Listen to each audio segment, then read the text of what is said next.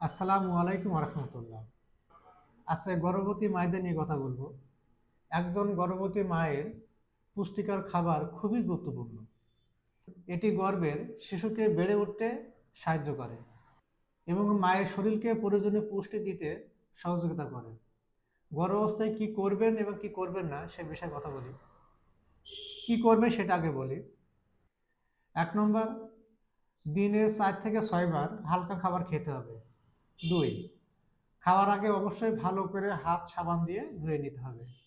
3 নম্বর, খাওয়া এবং রান্না করার আগে ফল এবং শাকসবজি ভালো করে ধুয়ে নিতে হবে। এবার কি করা যাবে না? 1 নম্বর, ভাজা এবং তৈলাক্ত জিনিস খাওয়া যাবে না। 2 নম্বর, অতিরিক্ত চা কফি খাওয়া যাবে না। মনে রাখতে হবে প্রতিদিন 8 থেকে 10 গ্লাস পানি পান করতে হবে। ভালো থাকেন, সুস্থ থাকেন। তথ্যটি ভালো লাগলে অবশ্যই শেয়ার করবেন।